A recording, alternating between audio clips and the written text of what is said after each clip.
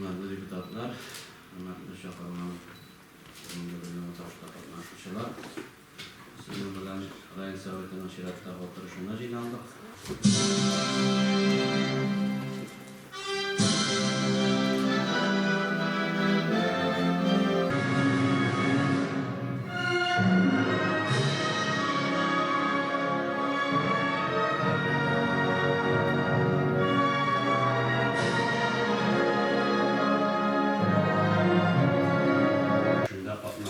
Kazanılan video elimde aşağı Tatarstan Respublikası Prezident aparatından Aleksandr Valeryevich Lakotskoy kimlerden indi takdimler var.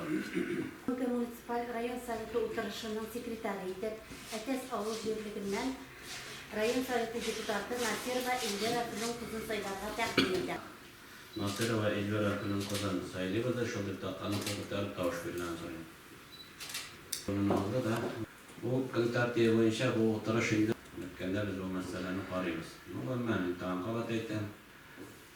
Rayon Soveti sessiyasi oturuşu bizning eng yuqori organ. Bunda bizning eng tub, eng muhim masalalarni o'rtaga solib kelishirga tegishli. Shunga ko'ra ishonib qolaman, kelajakda da shunday rayonning yozmishini ta'sir etadigan masalalar Rayon Soveti deputatlari tarafidan o'rtaga solib tekshirilsin edi. Kun tartibine tuvandagi masala ko'p turni taqdim etildi. Maqtanish munisipal rayonida korrupsiya qarshi turuv ülkesinde federal zakonini amalga oshirish ham profilaktikalav turida. Shirimiz boshqa masalalar qo'yilmay bo'lib o'tirishga, bunga shirimiz boshqalar bir taraflar yo'q. Херлика, Гельновапович, Херлика Катнушков. Молодец. Слышно меня хорошо? Да, слышно хорошо. По повестке дня слово предоставляется главному советнику отдела антикоррупционного мониторинга Управления президента Республики Татарстан по вопросам антикоррупционной политики Александру Валерьевичу Лохотскому. Пожалуйста, вам слово. Вас слушают наши депутаты, приглашенные руководители хозяйств, предприятий, организаций, директора школ. Пожалуйста. Спасибо. Уважаемые коллеги, завтра у нас празднуется Международный день борьбы с коррупцией. Начну с этого. Значит, большое мероприятие, большая дата. В этот день, в 2003 году, была подписана Конвенция ООН против коррупции, и Российская Федерация была одной из первых стран, которая присоединилась к этой конвенции. Значит, наша республика, в свою очередь, стала одним из первых субъектов, в который был принят ряд законов. Это закон Республики Татарстан о противодействии коррупции, приняты республиканские антикоррупционные программы о противодействии коррупции. Значит, у нас в каждом муниципальном районе, в каждом государственном органе определены ответственные должностные лица по противодействию коррупции.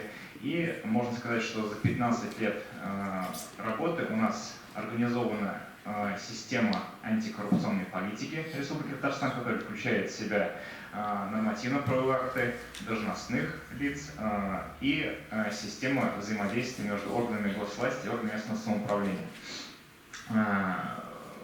Я думаю, для многих из вас коррупция кажется чем-то далеким. Где-то там по телевизору показывают, что вот поймали очередного коррупционера, громкое уголовное дело, нашли в шкафу миллиард рублей. Значит, и есть люди, которые думают, что это все не касается меня, это где-то далеко происходит, это где-то с большими людьми, я в это никак не связан. Я, то есть, взяток не беру. Как управление президента по вопросам антикоррупционной политики, в том числе, убедить, и она касается каждого из нас. Я привык хлеб. То есть мы все каждый день покупаем буханку свежего. Чиновник у этого предпринимателя вымогает взятку. И предприниматель вынужден, чтобы себе в убыток не работать, который был посвящен молодежной политике в сфере противодействия коррупции в Республике Татарстан. То есть, чтобы люди знали, как можно законным путем реализовать свои права и обязанности, не вступая в коррупционные сделки. Сейчас перейдем к более практической стороне, что вам может быть интересно. Во-первых, представление сведений о доходах. То есть у нас все чиновники обязаны ежегодно представлять сведения о доходах. Сразу скажу, какие выявляются недочеты, нарушения в этой работе. За 2020 год, за 3 квартала, у нас порядка 200 человек по республике было привлечено к ответственности вот именно за предоставление недостоверных сведений о доходах. Но это не значит, что вот эти люди, они являются заядлыми коррупционерами. Мы проанализировали допущенные нарушения и выявили, что большую часть, подавляющее большинство нарушений были допущены по невнимательности. То есть, к сожалению, у нас лица, замещающие муниципальные должности, муниципальные служащие не всегда знают, как правильно заполнить справку о доходах, что там указать. И чаще всего, примерно 70-75% ошибок связаны со счетами в банках. То есть я сразу вот по этому моменту пройдусь. При заполнении справки о доходах, чтобы у вас не возникало такой ситуации, когда вы там в далеком 2001-2002 году счет открыли и забыли его указать в справке о доходах, мы рекомендуем всем заполняющим справки о доходах, во-первых, обращаться в банки за получением справки о имеющихся счетах. Второе, зайти в личный кабинет налогового ответчика на сайте налоговой службы и там посмотреть информацию о своих счетах. И, значит, третий вариант – это установить себе на телефон или на компьютер приложение банковское, которое позволяет также предоставлять информацию о счетах. То есть, если вы эти 3 этапа пройдете, то, скорее всего, вы ошибку при заполнении раздела «Счета в банках» не допустите. На втором месте по ошибкам у нас неуказание доходов. То есть, допустим, чиновник продал машину, но не указал этот доход, полученный от продажи, в соответствующем разделе справки о доходах. Но здесь тоже невнимательность, может быть, кадровик не довел, помощник главы не объяснил, что нужно это указывать. Еще раз обращаю внимание, что вот доходы от продажи транспортных средств, даже если вы их по трейдину продаете, это все справки о доходах необходимо указывать. То, что касается сведений о объектах недвижимости, которые принадлежат лицам, замещающим муниципальные должности и муниципальным служащим. Очень часто бывает так, что неверно указывается площадь объекта недвижимости, неверно указывается адрес.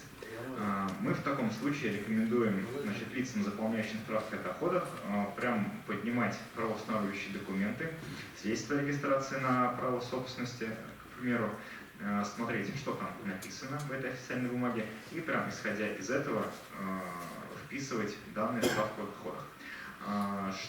И такой очень полезный совет. Бывает такое, что человек, заполняя справку о доходах, заполняет ее с нуля. Но я вам предлагаю сохранять все справки о доходах за предыдущие года и просто на основе этой информации уже заполнять справку о доходах за текущий период. То есть я не думаю, что у вас в течение года меняется там по 3 машины, у вас там по 3 новые квартиры появляются.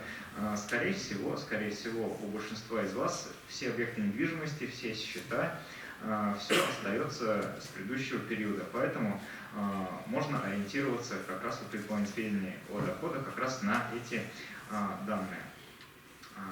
Далее. Следующий момент. Это мы обсудили сведения о доходах представления. Следующий такой важный блок в деятельности как муниципальных служащих, так и лиц, замещающих муниципальные должности, это урегулирование конфликта интересов. Напомню, что конфликт интересов – это ситуация, в которой личная заинтересованность государственного или муниципального служащего, лица, замещающего государственную или муниципальную должность, может повлиять или влияет на надлежащее исполнение им своих должностных обязанностей. Ну, то есть приведу простой пример. Предположим, я начальник палаты земельных и имущественных отношений, ко мне поступает обращение от моего отца о предоставлении мне земельного участка, значит, в бессрочное пользование или в аренду. В таком случае я обязан прям в день поступления этого обращения со стороны моего отца или на следующий день уведомить своего работодателя о возникновении личной заинтересованности. И, получается, после этого уведомление попадает на рассмотрение комиссии по урегулированию конфликта интересов, и комиссия также выносит решение о том, есть ли здесь конфликт интересов и как можно его урегулировать. То есть, сразу скажу, что это требование теперь у нас распространяется и на подведомственные организации, то есть это школы, детские садики, музеи и прочие муниципальные учреждения. То есть теперь у нас руководители этих учреждений и сотрудники обязаны уведомлять о возникновении личной заинтересованности. С этим связана достаточно долгая история с распространением этого требования на подведомственные учреждения. То есть, я думаю, все из вас знают, что такое трудовые династии. Это когда отец, сын, внук, дед занимаются работой в одной и той же сфере. Допустим, династия врачей, династия учителей. Очень долго нам еще с советских времен объясняли, что это хорошо, когда отец передает сыну, мать передает дочери какие-то познания, профессиональные навыки. Но с принятием национального плана противодействия коррупции в 18-20-е годы, вдруг это стало, как будто нехорошо. И многие к нам пришли и сказали, что нам теперь увольнять, что у нас всех учителей, у нас, допустим, в районе 50% родственники работают в учреждениях образования, в учреждениях здравоохранения. То есть, но мы объяснили, что увольнять не нужно. Самое главное, как я уже сейчас объяснил, вовремя подать уведомление о возникновении личной заинтересованности. Допустим, простой пример.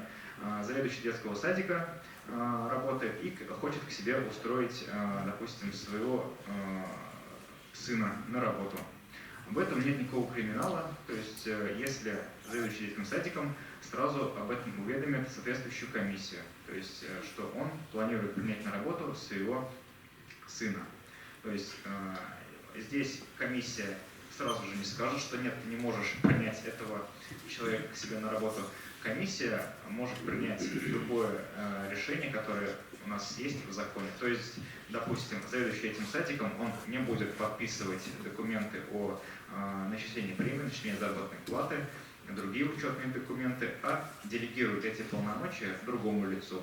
И, допустим, контроль за этой работой будет возложен на управление образования или отдел образования района. То есть вот это как один из вариантов урегулирования конфликта интересов. То есть на работу брать родственников можно, но необходимо при этом урегулировать конфликт интересов. То есть это очень важно. Мы направили со своей стороны информационное письмо во все районы еще в 2019 году, информировали, но, к сожалению, у нас не все районы на это среагировали. Вот в сентябре этого года нам Министерство образования и науки Республики Татарстан направило письмо, в котором указано, что министерством был проведен выборочный мониторинг конфликта интересов в районах, и порядка 30-40 школ выявили, где конфликт интересов присутствует, и директор школы об этом не уведомил отдел образования района. К счастью, Ахтарнышский район в этом списке не фигурирует, но мы еще раз просим ответственное лицо за профилактику коррупционных правонарушений в районе, помощника главы, чтобы эту ситуацию держали на контроле, чтобы ситуации конфликта интересов в дальнейшем также не возникали. Следующий момент – это то, что касается конфликта интересов.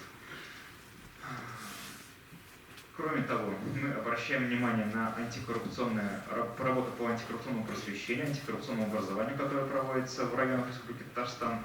Здесь у нас Ахтарнышский район на хорошем счету, то есть мы видим, что у вас и в средствах массовой информации есть публикации на антикоррупционную тематику, и сайт района достаточно хорошо заполняется информационными сообщениями о противодействии коррупции. Мы просим вас, уважаемый Ангель Новакович, и вашего помощника по противодействию коррупции продолжать работу в том же духе, то есть чтобы население района знало о проводимой работе по противодействию коррупции, зачем бороться с коррупцией, что для этого делается, куда обращаться.